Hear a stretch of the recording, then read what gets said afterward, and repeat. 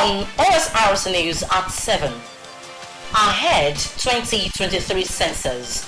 National Population Commission sets up advocacy committee. Following flood warnings, experts urge synergy to avert impact in Ondo State. Federal High Court stops federal government from recovering 70 trillion naira allegedly stashed in 29 banks. And from the foreign scene, Russia President Putin warns UK over plans to supply Ukraine with uranium-enriched weapons.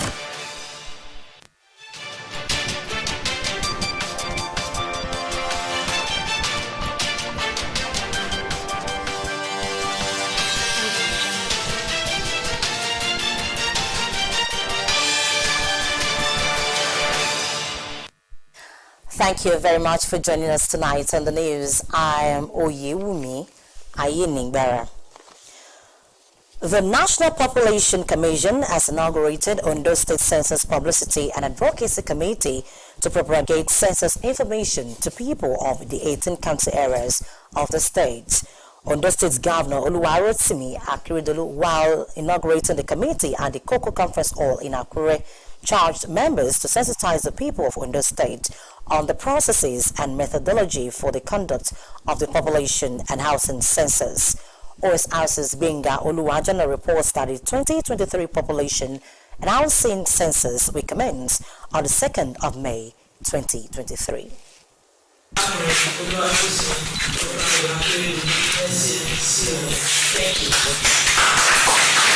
The inauguration of the Ondo State Census Publicity and Advocacy Committee became necessary to create a veritable platform to enlighten residents on the need to embrace the exercise for national development. The Federal Commissioner in charge of Ondo State, Diron Yoton, said the vision of the 2023 census is to produce accurate, reliable and inclusive data that will be used for planning and critical program interventions. All people selected for this assignment were meticulously chosen after perusing their resume to gauge their suitability for the assignment. So we should be able to harness these resources to generate a data that will be reliable, that will be acceptable to everybody, and that will be deployed for national development. Ondo State Governor Oluwarotimi Akeredolu, who was represented by the Commissioner for Information and Orientation, Mrs. Bamidele Olateju, said it will afford government at the state and federal levels to ascertain the exact demographic data of its citizens for adequate planning and development purposes. We are here on behalf of the state to serve our people, to make sure the census is well done and that everyone counts and is counted. I have to go back and do what is required to make this a success. For the Ondo State House of Assembly, it will utilize its full structure and personnel in the 18 local government areas to get the people involved to support the 2023 population and housing census. This is one of the most important committees because we are starting with the responsibility of advocacy, informing our people at the grassroots. A lot of people do not know that there's going to be census this year. A lot of the people in the internal. By doing that from the altar, from the mosque, it goes a long way to assist this committee and to assist government. Whether you live in Okiaro, whether you live in Solo, whether you live anywhere, this is our project, this is a great project. The advantages, political advantage, physical advantage, economic advantage, financial advantage. I want to sincerely tell you that the Christian part of the state are fully ready to incorporate ourselves into the exercise. Other agencies and heads of media organizations said all hands must be on deck to make the exercise a successful one.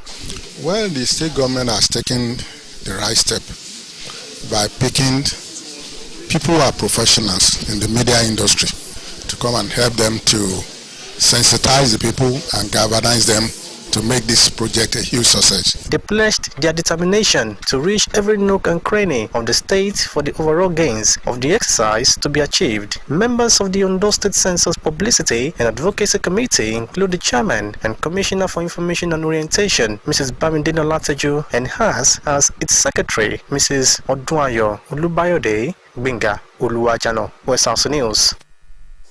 There are strong indications that many states across Nigeria are at risk of high probable flooding in 2023, Ondo State inclusive. In 2022, reports have it that over 600 persons lost their lives and property worth billions destroyed due to flooding. In the meantime, today is World Water Day. This year's World Water Day is about accelerating change to solve the water and sanitation crisis. World Water Day is held annually on 22 March as a means of focusing attention on the importance of fresh water and advocating for the sustainable management of freshwater resources. It is about taking action to tackle the global water crisis in support of Sustainable Development Goal SDG 6 Water and Sanitation for All by 2030. In 2023, World Water Day focuses on accelerating change to solve the water and sanitation crisis. Meanwhile, water is essential to undermining global issues surrounding health, hunger, education, industry, and peace. This led the United Nations commitment in 2015 to the agenda of safe water for all by 2030. We'll bring you the details soon. Ekiti State's Governor, Mr. Abiodun Oyebanji, will be the guest speaker at the book presentation on Governor Oluwarotimi Akeredolu in Akure, Ondo State capital, on Friday. Governor Oyebanji will be speaking on reawakening the restructuring debates, setting a national rebirth agenda. The presentation of the book, titled Akiti, The Courage to Lead in Trying Times, is in commemoration of the second anniversary of Governor Akeredolu's second term in office. The event, which holds at the Dome Alagbaka Akure, has the Minister of State for Transportation, Ademola Adeguroye, as chief host, while Ogun State Governor, Mr. Dapo Abiodun, is the book presenter. The leadership of Nigeria Labour Congress (NLC) has directed all workers to picket all the offices of the Central Bank of Nigeria nationwide, starting from next week over the current cash crunch in the country. NLC President Joe Ajero, who gave the directive during a press conference in Abuja, said the directive became imperative following the expiration of 1 week ultimatum given to the Apex Bank to make cash available for Nigerians. The organization said it would direct workers to stay at home if the Apex Bank failed to make the Naira note available to Nigerians. The Federal High Court sitting in Lagos has struck out the federal government suit seeking to recover and forfeit the sum of 70 trillion naira it alleged was charged in 29 banks' accounts by some looters. Justice Peter Lifu held that the federal government lawyers and the private lawyers, which it subsequently gave effect, did not diligently prosecute the case. The judge expressed shock that the plaintiff counsel, Mohammed Indarani, and subsequently Femi Falano, suddenly developed cold feet over the alleged public interest case.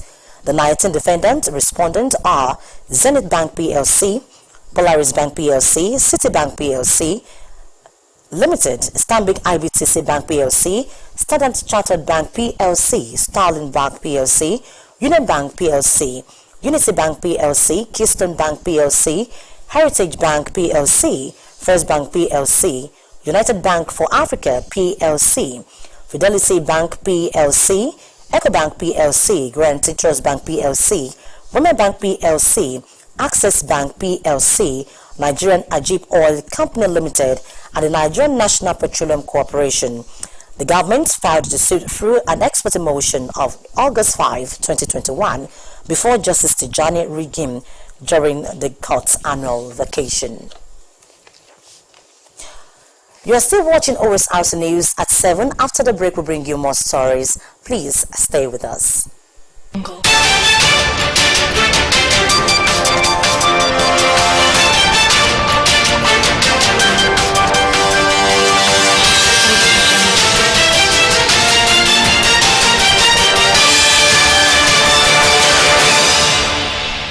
glad to have you back. You can watch us live on our website www.osrc.ng or follow us on Facebook OSRC TV and OSRC TV Undo, and on YouTube you can subscribe to our channel OSRC TV Undo. The Supreme Court has affirmed the election and candidacy of Suleiman Murtala Babatunde as the winner of the All Progressives Congress APC House of Assembly primary and subsequently the winner of March 18, 2023 House of Assembly election in Akoko Southeast constituency. The Apex Court also dismissed the appeal filed by the APC and an Assembly aspirant, Shino Alaye, who was a former state secretary of the APC in Ondo State before he participated in the primary. The Supreme Court's 5-man panel, which was presided over by Justice Musa Datijo Mohammed, upheld the judgment of the Court of Appeal sitting in Akure and that of the Akure Division of the Federal High Court, which sacked Shino Alaye as the party's candidate for Akoko Southeast constituency of the State House of Assembly. In the judgment, the Supreme Court equally affirmed the order granted by the Federal High Court and Appeal Court directing both APC and INEC to recognize Suleiman Murtala as the party's rightful candidate for the constituency. Suleiman Murtala had approached the Federal High Court seeking a declaration that the APC primary election that produced Shino Alaye, which was held at the International Culture Event Center, the Dome in Akure, on 27th May 2022 was illegal, null and void for violating the provision of Section 84, Subsection 5, Subsection 1, Subsection C of the Electoral Act 2022, which provides that primary elections must be held within and not outside the respective constituencies. Meanwhile, the Labour Party candidate Alex Otti has been declared the winner of the Abia State governorship election following the eventual declaration of the result of the controversial Obingwa local government area results. With the conclusion of the collation of the outstanding results of the election, the People's Democratic Party scored 9,962 votes and the Labour Party 3,776 votes in the local government area. The LP won in 10 local government areas, the PDP in 6 local government areas, and the Young People's Party in 1 local government area. The governorship candidate of the Labour Party in Abia State, Alex Otti, was consequently declared the winner of the 2023 governorship election in Abia State. Otti polled a total of 175,466 to defeat his closest rival and candidate of the PDP, who scored 88,526. In the meantime, the People's Democratic Party PDP Governorship Screening Committee for Bayelsa State has pledged Doye Duri for the November 11, 2023 governorship election in the state. The screening exercise took place at the PDP headquarters in Abuja. Duri, who is the incumbent governor of the state, was the only aspirant from the party that picked the PDP nomination and inspection of interest forms for the November poll. Chairman of the screening committee and Edo State Deputy Governor Philip Shaibu said the panel screened Governor Duri in line with guidelines of the party and as stipulated in electoral law. Shaibu said the Bayelsa S-Ban met all the requirements of the party for the election. No fewer than 190 victims of rainstorm in Ilaramoki have received financial support from Egbeomo Ilaramoki. The gesture is to bring succor to the victims of recent rainstorm that affected the community. Omoshiliola Adesoya Ajayi now reports. Following the rainstorm that wreaked havoc on Ilaramokin community and as part of measures to bring succor to the victims of the natural disaster, the Mokin sons and daughters home and abroad donated funds to those affected. While presenting checks to the victims, President Egbeomo Ilaramokin, Dr. Yemisi Olorunshola said, the measure is testament of the unity that exists between Mokin sons and daughters. As of this morning, we have captured about 190 houses, 190 properties. And I want to assure us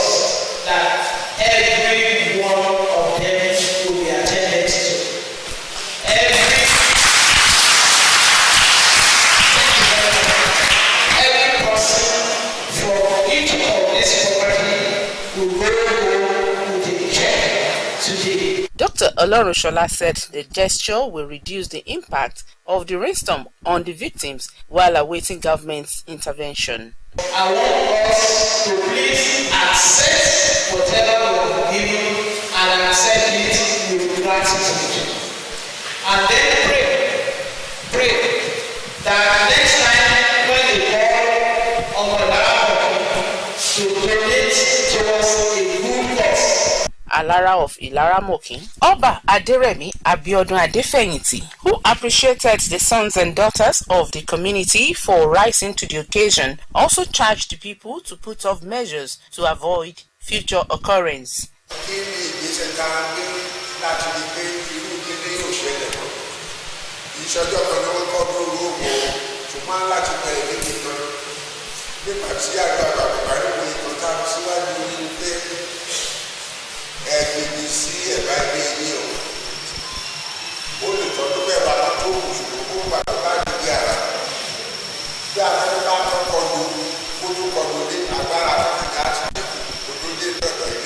Some of the beneficiaries thanked Mokin sons and daughters for the gesture, which they say will go a long way in alleviating their suffering. I've collected a check of 100,000 naira from Egbe Lara.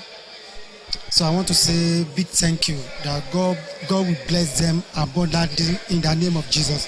So I want to thank them that they support me for my shop that is destroyed. So I pray for them that God will bless them abundantly in the name of Jesus. So ìwé dowó tán fún mi 100,000 ló wà ńbẹ̀. So ó máa dídíẹ̀ lára nǹkan tó ṣẹlẹ̀. So mo dúpẹ́ lọ́wọ́ àwọn ẹgbẹ́ ọmọ Ìlara Mọ̀kín. So ọwọ́ wọn á máa ròkè. On March the 10th of this year, torrential downpour which lasted few hours destroyed over 180 buildings, including some electricity facilities across the town. Omoshileola Adesoye Ajayi, Osrc News. And now to the full report on flood, and we told you that there's strong indications that many states across Nigeria are at risk of high probable flooding in 2023, on those states inclusive. In 2022, reports have it that over 600 persons lost their lives and property, worth billions destroyed due to flooding. Osrc Said Aribisala in this report spotlights the situation of flood-prone areas, why experts challenge residents and government to synergize to forestall heavy impact. In 2022, over 600 persons were reportedly killed and properties worth billions of naira destroyed by floods which ravaged various states in Nigeria. For those still alive to tell the story, recouping the loss remains an enormous challenge. The other side did not.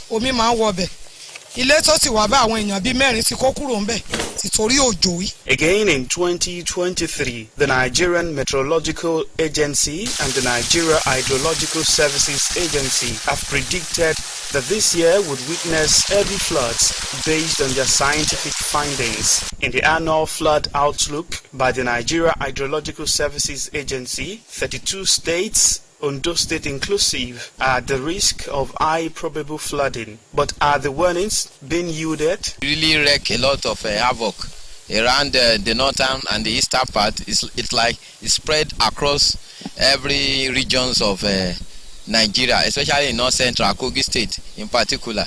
So it caused a lot of havoc. People lost their life. Even properties were damaged and some other things like that. So it is not encouraging for someone to be pouring waste product on the waterway. It is very bad. It can cause serious havoc. The rains are back, and this is evident from the volume of water flowing underneath this bridge where I'm standing. But for all of the benefit that comes with the rain, it is also a source of perennial worry for residents and commuters in flood-prone areas like the high school axis in Akure, the Ondo State capital. During Osrc's visit to some flood-prone areas in Akure like Ayedu, High School Axis, Araromi, Danjuma among others, residents and commuters still live in the fear of what the rains might bring. ibi báyìí a máa wá láti òkè báyìí lọ báyìí bẹ́ẹ̀ tí gbà tí ó sí gọ́tà tí wọ́n kú. So those are things that are blocking the drainage.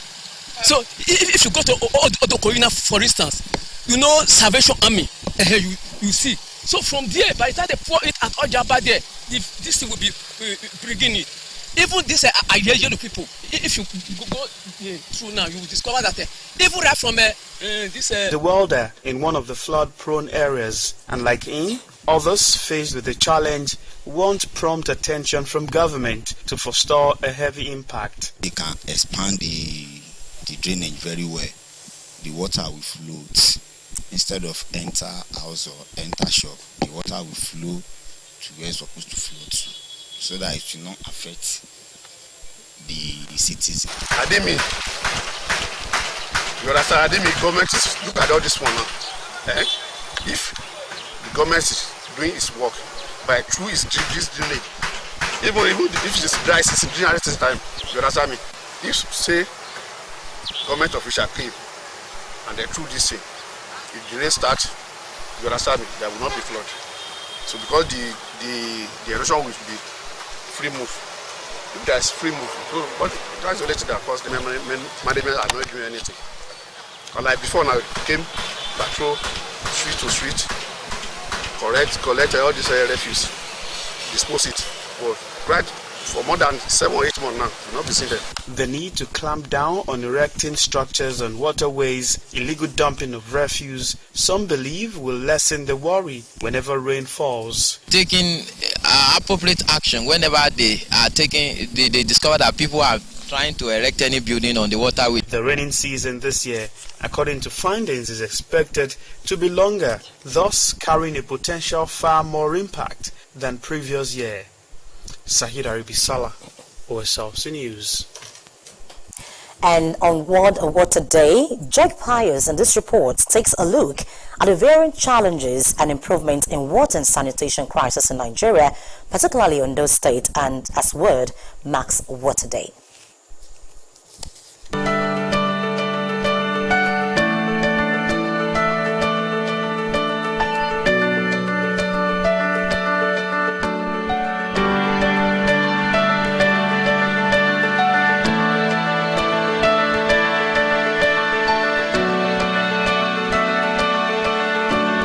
These worrisome statistics from the United Nations is responsible for this year's theme, Accelerating Change. The dysfunction throughout the water cycle undermines progress on all major global issues ranging from health to hunger, education to industry, and disasters to peace. The vision to address these challenges facing water and sanitation by 2030 appears bleak as the world, according to the UN, is seriously off track, causing all governments and everyone to go beyond business as usual. According to a report released by the Federal Ministry of Water Resources and UNICEF, 1/3 of the population drinks contaminated water at home, and 46 million people are still practicing open defecation. The government is actually trying, at least they are actually trying making provisions for water, even especially in the rural areas. You can see that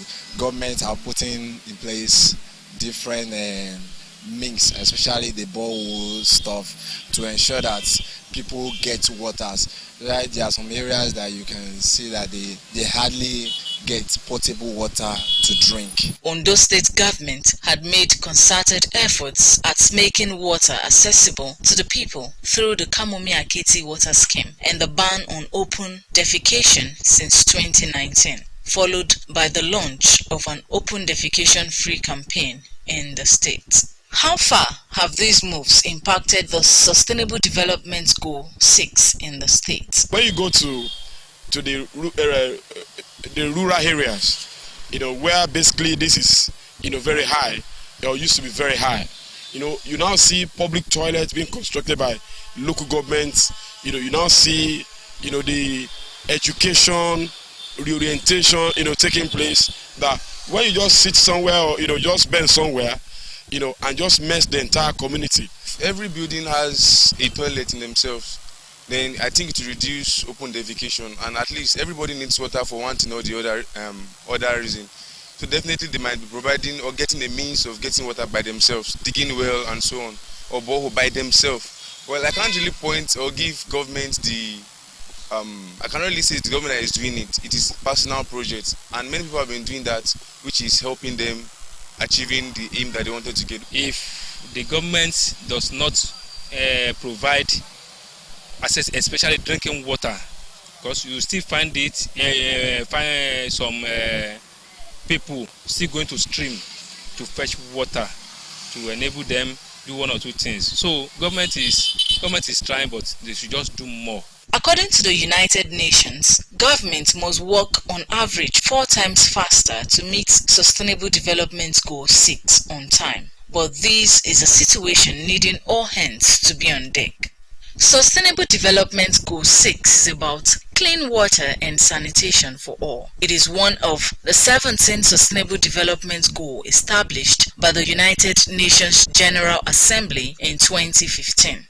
The official wording is ensure availability and sustainable management of water and sanitation for all. Joy Pius, Osrc News. Ondo State Police Command has said that the 2 children of a couple who died after a mysterious fire gutted their apartment are alive. It said the children were responding to treatment at the Federal Medical Center or local government area. The couple, Mr. Victor Oloro and his wife, Rachel, died at the hospital, but initial reports said one of the children also died.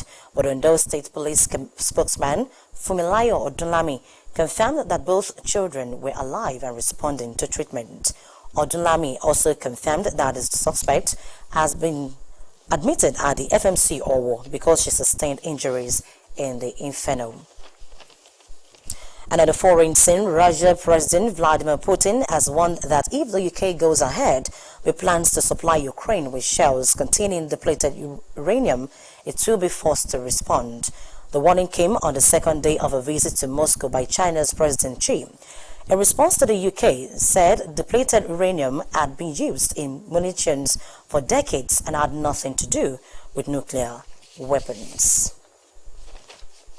And with that, we conclude the news. But before we go, a quick look at the top stories. Ahead of the 2023 National Population and Housing Census, the National Population Commission in Ondo State has set up a publicity and advocacy committee to propagate information to people in the 18 local government areas of the state. Following flood warnings, experts have urged collaboration among relevant stakeholders to avert its impact in Ondo State.